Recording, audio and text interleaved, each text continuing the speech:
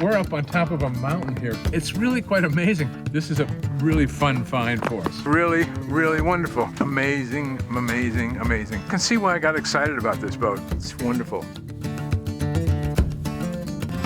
Hi there, this is Captain Q. Join us as we travel hither and yon to show you some great deals on some really interesting boats and maybe learn just a little bit with each one.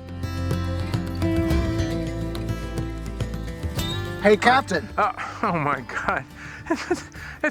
I hear that voice again. Where is it coming from? From the woods. What are you doing behind that tree over there? That's how I got here. I had to hike up in the woods. You hiked up this road down here? Yeah, sure. Over the snow and the ice and everything? Well, listen, I'm glad you're here because this was a great find. This is one of our super finds we've just had, and I'm so excited about it. It's not like a magnificent yacht or whatever. It's really a neat find, and to find it where we found it makes it even neater. Where am I? You don't know where you are? No. Where did you bring me? I didn't bring you anywhere. I got here first. I just figured you wouldn't find me. No, we are in Somerville, Maine. We're standing right now on about a 300-acre ranch, high up on a hill. And on this ranch, we have to keep our eyes open for this, there are 30 bison living here. Wow. Along with about 40 or 60 elk. And that's what the owner of this farm does. It's really cool. There's a long story and history behind this boat. Remember, we talked about finding the Porsche in a barn. Oh, yeah. In our case, it was a Cal 40, really fast boat. This time, we have found something like, I don't know, the Forbes Yacht in the barn. This is a really cool cruising boat.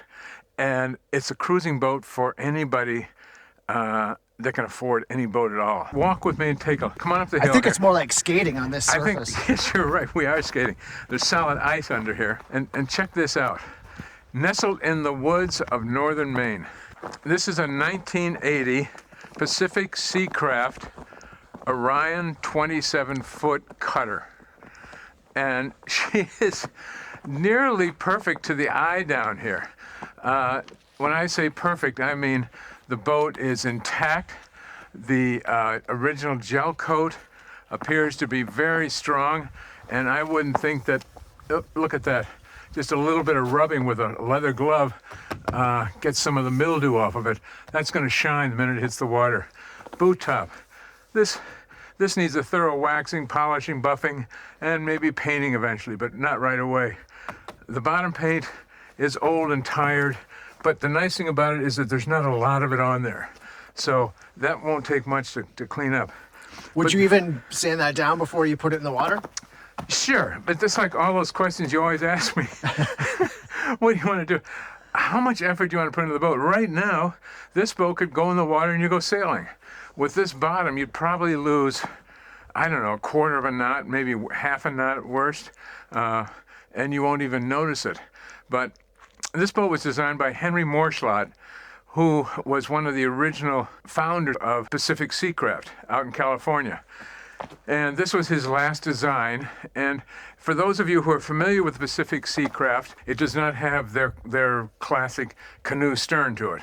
This has a lovely wine glass stern transom to it, which is really, really pretty and very appropriate. And it follows the wine glass sections of the hull down here. Very full. Very full. And she's very deep forward here again. We like deep boats forward, don't we? Because you can just power into those seas and they're just going to split the sea and you're going to be very comfortable on board. But I'm looking at just a couple of through hulls here. Probably the head exit and water intake for the head. Probably a sink drain along here. Everything, these just all look to be in terrific condition. But the design here is basically a full-length keel with a big cutaway, as they say, to make her a little more nimble. And I don't mean nimble as in Nimble 30? Our Limbo 30, but just to make her a little quick when she wants to turn. She's not going to, be pushing water. She'll just swing around and pivot on the midsection of her keel down here. There's a fathometer fitting down underneath, right down here. There's your depth sounder and probably an engine water intake. I'm walking under here. I can't tell if this paint is blading on me, but I think I'm safe. So far, so good. Yep. Coming aft here, I see a nice bright shaft coming out of the engine there. And that looks good. The zinc on the end should be replaced, but that's $10, $15 at the most. Two-bladed prop. Nice thing about a two-bladed prop on this boat is you learn to line it up. And you line it up like so, and then you won't have any drag from it. If you stop sailing and leave it out there, you're going to get a lot of drag. Will you feel that at the helm? How do you know to line it up? You can see that just by looking into the engine room. You'll see the shaft, and you just put a little magic marker on the shaft. When the shaft turns, the magic marker's on the top. You know that's lined up. A non-balanced rudder here. We've talked about that with some other boats we've looked at. This boat's going to just handle very easily. It's not going to be squirrely going downwind. The serial number for the boat, it says 79 in the end, which indicates this is actually a 79 and not an 80. Didn't mean to mislead you, but what's a year between friends? This is really, really wonderful. This is just sort of like all this stuff will polish out. See that? Look at that. This is just mildew and there's a little mold on there. All comes off. There's something we haven't seen before. These are the chain plates right here that hold the mast up, okay? And this boat is not designed to race to windward. So she's going to have a big wide spreader on the mast and really have a solid base to hold that mast up in place. And the nice thing about these is you can inspect them. You can see that there's nothing wrong with them. These are great, and they're strong as hell. We call this a tab. It's a very handy tab because this ends up being the end point for the bobstay, which is the stay that runs from here out to the end of the bowsprit. That thing is really anchored in there. I've seen this on another boat where they had this and it was always dripping water. This thing that's not going anywhere. And it's very well done. Another thing that's kind of interesting that you'll see too is that they've molded in lines that give it a Carvel plank on plank look to your first impression is, gee, is that a wooden boat? Yeah. And it's not, but it's pretty neat the way they've done this. And they've done this on a number of boats. They like this out in California especially. I think it probably goes back to some of the fishing boats out there and the history of fishing boats out in San Francisco and down in San Diego and so forth that were built like that. But anyway, it's just really kind of cool. What do you think? Should we go take a look on topsides? We'll just take a walk up to Paradise here.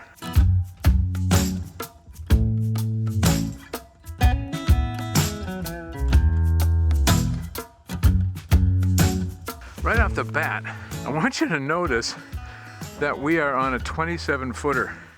We don't have a wheel to get in our way, we just have a little tiller. And when you're sailing, I'd sit further forward. There's a compass right in the bulkhead. Bilge pump opening, we've seen that a million times on boats. There are two sets of controls, one for throttle and one for forward and reverse. And then the engine panel with the tachometer is right there at the forward end of the cockpit. Now, I just got to do a quick Captain Q here for you because you can't appreciate that we're in a 27-footer. Oh my gosh.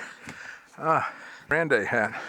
But this is pretty comfy. Yeah. I could even almost steer here, couldn't I? That was the ab exercise of the day. Embraced for safety's sake by a wonderful push pit here that is all stainless. It has a motor mounting bracket for your outboard. It's been sitting here waiting for a new owner, so a number of things will need to be touched up, worked on. Do we know how long it's been on the hard here? I think I've heard 5 years or so, maybe as much as 5 years. Okay. And maybe not right here. And I think before she might have been in a barn for a bit. So it's really not that, it hasn't been that exercised that badly. I'm going to pick this up, and what do we see? Not a lot of lockers. No locker, because why don't we see a locker there? Probably a sneaky little quarter berth. You got it, okay. You are so quick. Well. Now on this side, we have nice big gear locker here. This boat comes with its own ice supply. so right the first day you buy it, you can have all the martinis. It's ready for a gin and tonic. Chill your gin and tonics, cool off your Coors, whatever you want. And it all needs to be cleaned up. There's even a set of wooden boards inside. You see what those Yep. wooden boards are? You know what those are? Not a gallows, is it? Nope, those are called fender boards. Put the bumpers over the side of the boat, and then you hang the fender boards so that they lay on top of the bumpers, and then you save the boat. Yep, distribute the load across the 4 fenders. That's one way to put it. What is this? That's your water filter for the engine, your water intake, and it's right there handy for you. I'm going to reassemble this a little bit. Now, Oliver gel coat is really, really good. It's just dirty and just needs to be waxed and polished. Yeah, I haven't seen any crazing or anything, have you? No, a lot of times you'll see that on older boats and things like in the corners where there's stress. And nothing showing. It's snowing, look, it's snowing. Old CNC perforated rail here. So you can attach anything to that, which is very handy. Eyeball this mast. If you come in closely, you'll see that it's been painted and the paint is just coming off. So you always like to know something you can do right away. Put this on a set of sawhorses and just spend a couple of weekends sanding away. This will come off really easily. Maybe even with a little paint thinner would help peel it off. Take it right back to the raw aluminum and you'll be happy with it. All right, Randy spotted something here.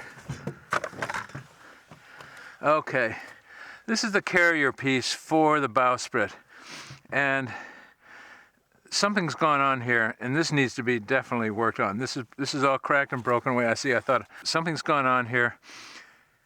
The bowsprit may have struck something at some point. This boat was being worked on before she changed ownership, so the work stopped when that happened. You're going to have to do a little work once you get her, but wow, good bones, I think. Now, I'm standing on the bowsprit right here, which has had, now that we look at this, we're getting some of the answers to our questions.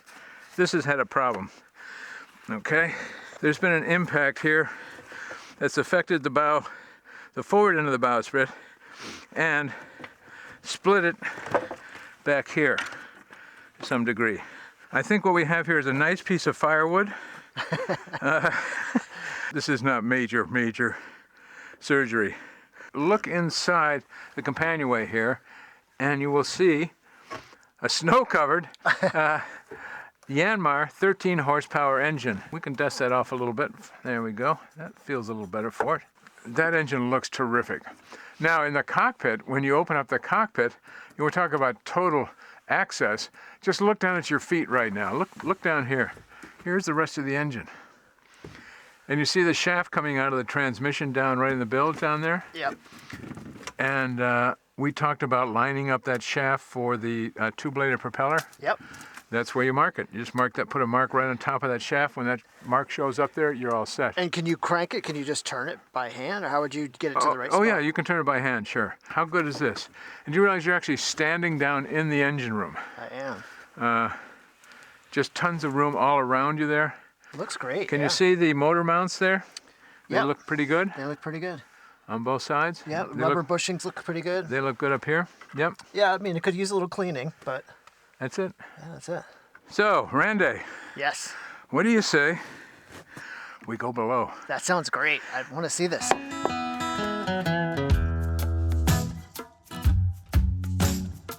We are on a 27-foot boat. Remember that the whole time you're down here. It's really quite remarkable. Notice my head is not hitting this, Wow. the overhead. It's really amazing, amazing, amazing. 27 feet, 9.5-foot beam. She draws about 4 feet. So again, you could jump over the side and drag her ashore if you had to. But this boat is really in some interesting condition. It's screaming, give me soap and water, hot soap and water. And it would be such a happy boat. Look at the woodwork on the inside here, on the inside of the cabin trunk. It's stain-free.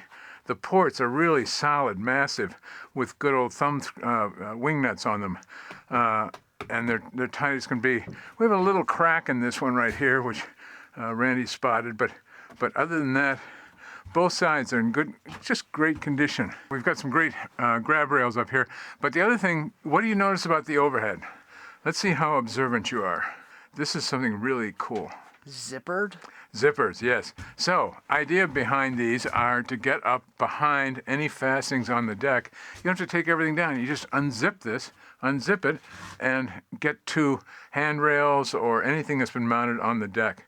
Really a clever idea. Right here you see the vents for there's 2 dorades up on deck to let fresh air into the boat. And it's a nice little fitting just to finish it off like this. I like that. Look at the size of this. We're on a 27-foot boat, right? Whoa, this is really comfy. But I've got room for one big Captain Q, 3, 4 or 5 people. Kids, tons of room here. 27 feet. It's pretty impressive. Very impressive. Beneath all these seats, there's storage. We don't see a mast down here. This is a compression post. The mast will sit on deck, and this whole thing carries the weight of the mast, of the mast and all the lines attached to it. I see a little water standing down here. You'd want to get that well dried out. Take a look at it. Make certain it's still solid, and that it's anchored on something underneath there, whether it's metal or another big chunk of wood. But the problem is sometimes with these compression posts that live down in the bilge, they'll get wet and they'll rot out. Yeah, how do you physically get at that to check it? We don't have the tools right now to do it, but I don't think it'd be a major problem.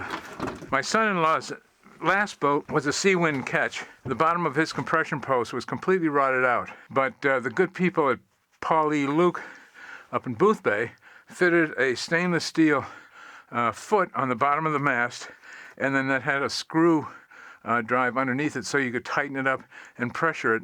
So it was like a threaded rod? Exactly, yeah. Worked beautifully. It was solid, and that boat has been sold and sailed off, and she's going to sail for a long time with it. So this is not an end-of-the-world project, but just so you know what that is. 2 deep sinks, pressure hot and cold water, an extra foot pump down here to bring up either salt water or fresh water. Some people like to use the fresh water there. 2-burner alcohol stove. We have nice little drawers for silverware, cooking utensils, and storage behind here. That's a little stuck with the weather right now. And everything you could possibly need in the boat.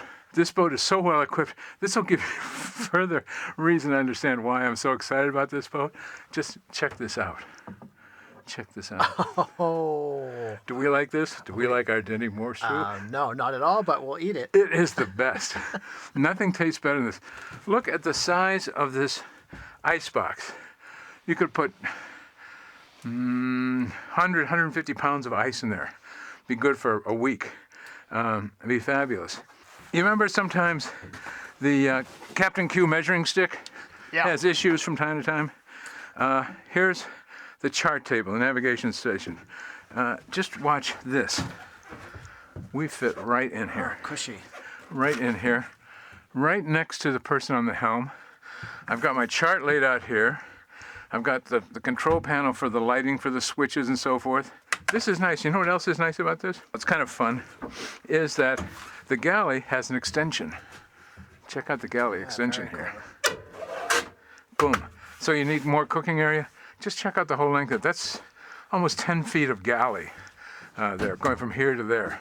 So normally you're probably going to have 2 or 3 people on board here, 2 adults, a couple of kids, maybe a couple of couples for a weekend. But how nice is that?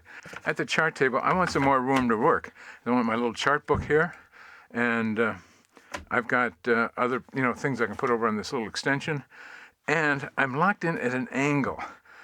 So whichever way the boat is heeling, I'm not going to get thrown off or out of this chart table area. This is really a good thing. And I love being close to the helmsman to tell him, oh, come on up a couple of degrees. Go down a couple of degrees. This is a very clever layout. Mr. Morschlot really sharpened his pencil to come up with this particular design. There's a lot packed into 27 feet. It's more than I've ever seen before. It's amazing. Now, you know how I generally feel about quarter berths. Not real crazy about them. And a lot of times I just stick them back in there and hope for the best. And hope you're a gymnast or you've got really skinny friends or a couple that's really close. But in this case, they've managed to give you enough room so you could actually get up and step on here and just slide into this quarter berth. It's not great, but it's better than some others we've seen. I don't know, I always refer to it as the Maine salon. I don't know why, but everybody thinks I should get my hair done there. Anyway, oh, by the You way, look like you could use a cut. I forgot to shave again. I'm sorry. Somebody just told me recently that they thought I had a possibility of looking like Ernest Hemingway. What do you think? Yeah, I think you could pull it off. That's why you're the captain. It's one of the captain. Anyway, notice the flush and the sink up heading forward. Look at the woodwork in there too. It's a handheld shower. Why is there a handheld shower? Because there's a shower, and down below you see a teak grate that's going to go down to the shower drain. What size boat is this? 27 feet. Can you get into that room? Oh yeah, it's plenty of room. Oh my gosh, Randy just disappeared in there, and I can close the door. Oh. So he's gone. It's wonderful. And you have a port light right over your head to keep things fresh and dandy, and also we have a large hatch here. Okay. Okay, so Randy, just going forward to the forward cabin there. It's not huge, but it's big enough to get in there and lie down. Two nice V berths, not totally pointed. Forward, you see the chain lockers opened up, and the chain's been pulled out, and it's sitting in a box behind us. But that's really nice. And just take a look at the wood up around here, around the sides. How nice this is. Okay, no water stains anywhere. Yeah. There might be some somewhere, but I mean, for the most part, it's not. It's just quite something. This is really a prize This does in the feel forest. like that little barn find to me. It really is.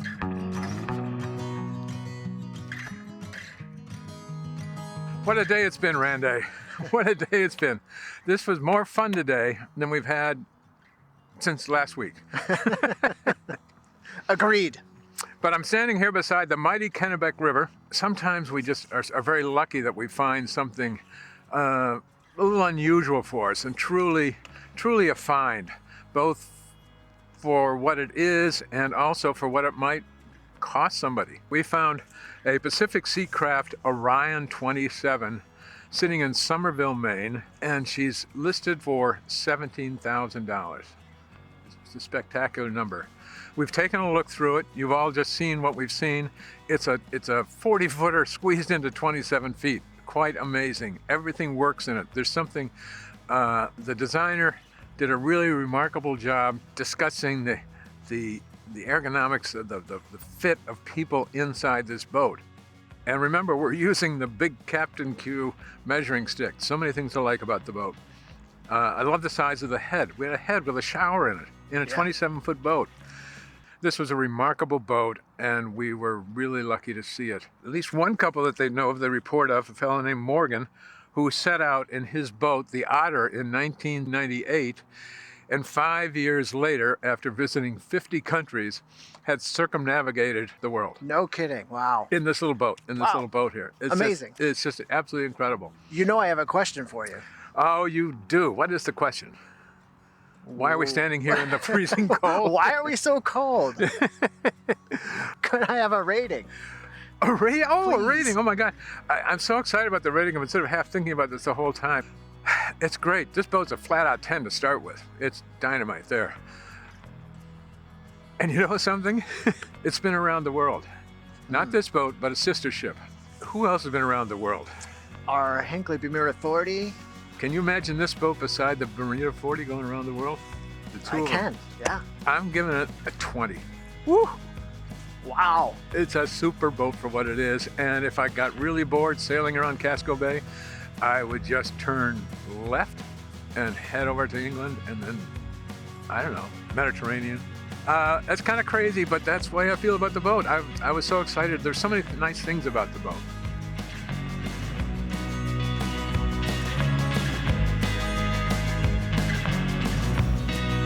If you like what you see, please hit the subscribe button. And if you want to be notified when the next one comes out, please hit the alert bell. And that's not desperate at all. That we're having too good a time doing these things. So you can hit the bell or not. Randy, how would I ever find out what's coming up next? You can follow us on Instagram here, Yeah. or Facebook here. We'll have little previews of what's coming up on our next episodes. A little bit early. That's pretty cool. Previews. You all join me. I'm going to Instagram right now, and I'm going to find out what's coming up next week. Thank you very much. You know, Instagram's not a place.